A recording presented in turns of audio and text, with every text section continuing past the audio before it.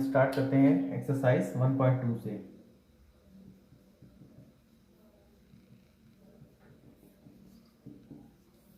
तो question number 1 हमारे पास है, recognise the properties of real number used in the following, कि हमने पहचानना है कि जो हमारे पास क्वेश्चन है उसमें रियल नंबर की कौन सी प्रॉपर्टी इस्तेमाल हुई है। तो जो पहला क्वेश्चन है हमारे पास है 1/2 plus 2/3 is equal to 2/3 plus 1/2। इसमें हम देख सकते हैं कि हमारे पास ये नंबर और ये नंबर सिमिलर है, ये नंबर और ये नंबर सिमिलर है। तो अगर हम इसको देखें कि ये ए और इसको हम कहेंगे बी, ये और ये सिमिलर है तो इसकी जगह हम बी और ये ए। तो ए प्लस ये बी में प्लस का साइन है, इधर भी प्लस का साइन है, तो हमारे पास ये कौन सी प्रॉपर्टी है, A plus B is equal to B plus A. ये हमारे पास है कम्यूटेटिव प्रॉपर्टी,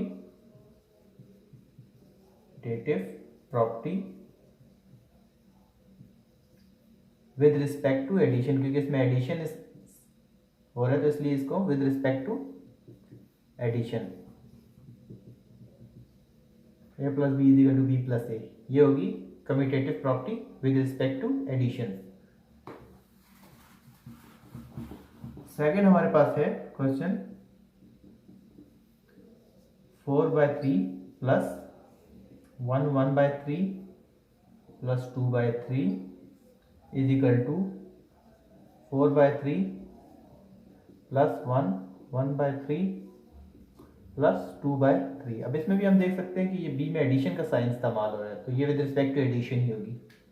पर है क्या, इसमें हम देख सकते हैं कि ये वैल्यू सिमिलर है, ये वैल्यू सिमिलर है, ये और ये वैल्यू सिमिलर है, तो इसकी जगह हम ए लिखेंगे, इसकी जगह हम बी लिखते हैं और इसकी जगह हम सी लिखते हैं।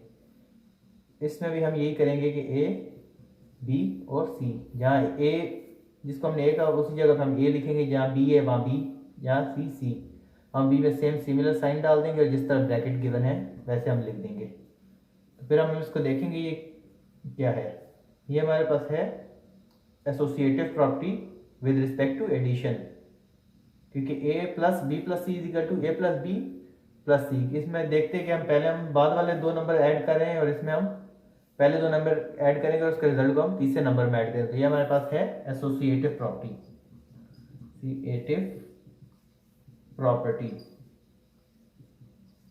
अब इसमें देख रहे हैं कि हमारे पास अगर इधर मल्टीप्लिकेशन का साइन इस्तेमाल होता तो ये associative property with respect to multiplication होती है। इधर अब हमारे पास एडिशन का है तो इसलिए हम with respect to addition,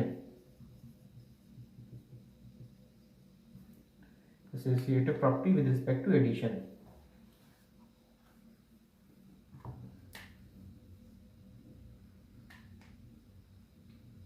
next हमारे पास है क्वेश्चन नंबर 1 का part 3।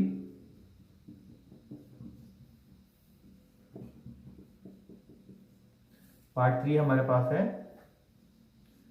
9 into 10/9 plus 20/9 is equal to 9 into 10/9 plus 9 into 20/9।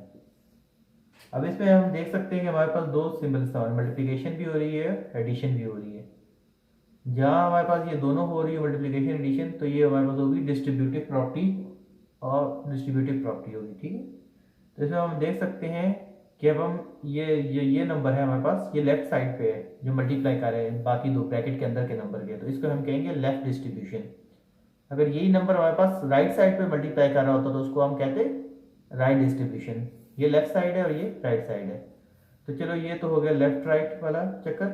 बाकी हम स्टार्ट करते हैं सोल्यूशन से। अब हमारे पास 9 है ए, इसको 10/9 को हम कह देते हैं बी और 20/9 को कह देते हैं सी।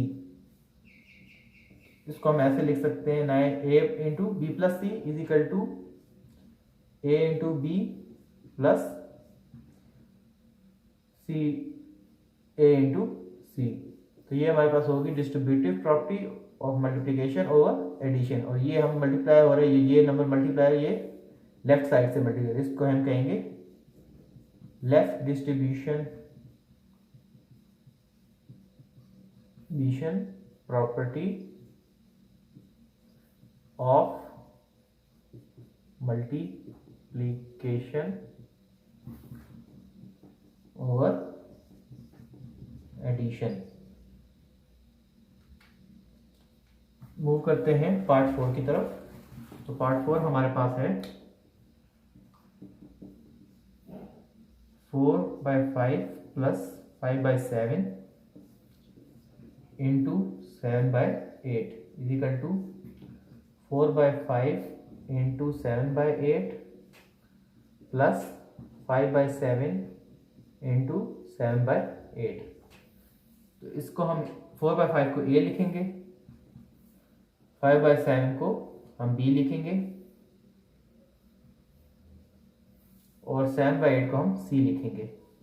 तो ये हम क्लियरली देख सकते हैं कि ये सेम कंडीशन है जैसे लास्ट पार्ट थर्ड पार्ट में हमारे पास थी। अब ये हमारे पास जो मल्टीप्लाई हो रहा है इस होल ब्रैकेट से, ये हमारे पास राइट साइड पे, तो इसको हम कहेंगे राइट डिस्ट्रीब्यूशन है, distributive property A into C plus B into C. तो ये हमारे पास है right distribution property of multiplication over addition.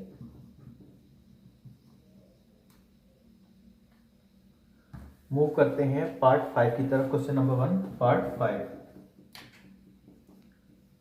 Part 5 हमारे पास है 7/5 minus 3/5 into 10/15 is equal to 7/5 into 10/15 minus 3/5 into 10/15। अच्छा, इस क्वेश्चन में हम देख सकते हैं कि हमारे पास 4 ये राइट डिस्ट्रीब्यूशन है, पर पहले हमारे पास यहाँ एडिशन का साइन था इस जगह पे, इधर हमारे पास है सब्ट्रैक्शन का साइन, माइनस का साइन। तो पहले हम multiplication right distribution property of multiplication over addition था, इधर हमारे पास माइनस का साइन है, तो इसलिए हमारे पास ये होगा right distribution of multiplication over subtraction.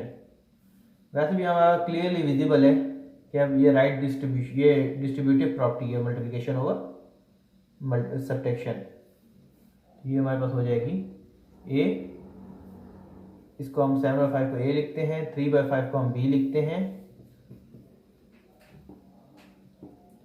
और 10/15 को हम सी लिखेंगे। तो ये हमारे पास क्लियरली होगा कि ए इंटू सी माइनस बी इंटू सी। तो ये हमारे पास होगी right distribution of multiplication over subtraction. अगर यहाँ एडिशन का साइन होता तो एडिशन इधर आता, अगर यहाँ माइनस का साइन है तो इधर सब्ट्रैक्शन आ रहा है। तो मूव करते हैं क्वेश्चन नंबर 1 पार्ट 6 की तरफ। पार्ट 6 हमारे पास है b/c into e/f is equal to e/f into d/c। अगर हम इसको पूरे को a लिखें और इस पूरे को हम b, a into B is equal to b into a। ये होगी हमारे पास associative property with respect to multiplication. इधर मल्टीप्लिकेशन का साइन आ रहा है, अगर इधर एडिशन का साइन होता तो ये होती associative property, commutative property with respect to addition. अब इधर ये है commutative property with respect to multiplication. तो ये हमारे पास है commutative property with respect to multiplication.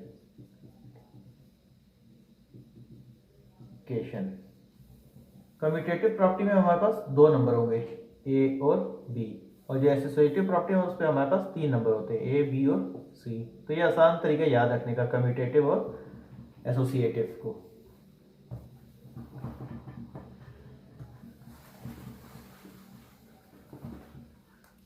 Move करते हैं क्वेश्चन नंबर 1 पार्ट 7 की तरफ।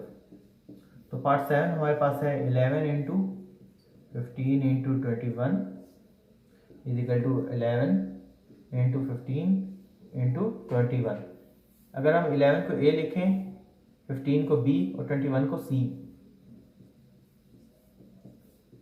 11 को ए, 15 को बी और 21 को सी। तो ये हमारे पास हो गया है एसोसिएटिव प्रॉपर्टी। इसमें 3 नंबर, 1 2 3। तो पहले हम बाद वाले 2 नंबर को मल्टीप्लाई करें और पहले नंबर, और उसके बाद उसके रिजल्ट को हम पहले नंबर से मल्टीप्लाई करेंगे। तो ये हो गया एसोसिएटिव प्रॉपर्टी। और दूसरी राइट साइड पे हम देखेंगे तो पहले हम पहले 2 नंबर को मल्टीप्लाई करते हैं और फिर उसके बाद उसके रिजल्ट को तीसरे नंबर से। तो ये होती है एसोसिएटिव प्रॉपर्टी। अब इसमें हम देख सकते हैं कि हम साइन कौन सा यूज करें। मल्टीप्लिकेशन का साइन है तो ये एसोसिएटिव प्रॉपर्टी है with respect to multiplication.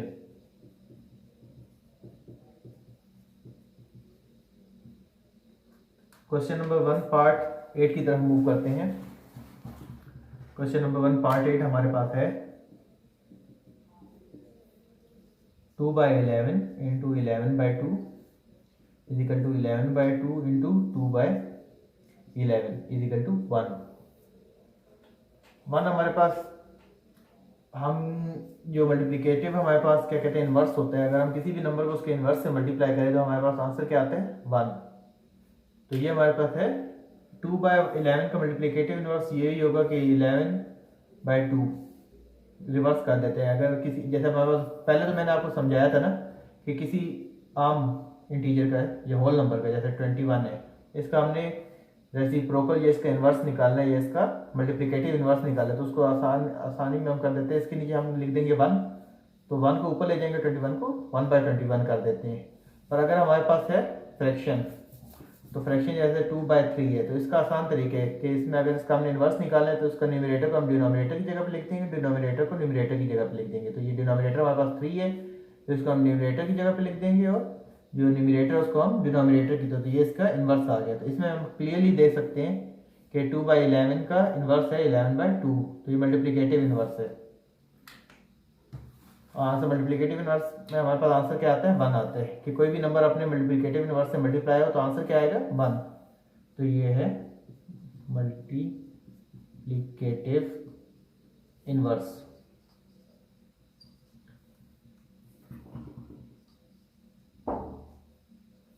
Next हमारे पास है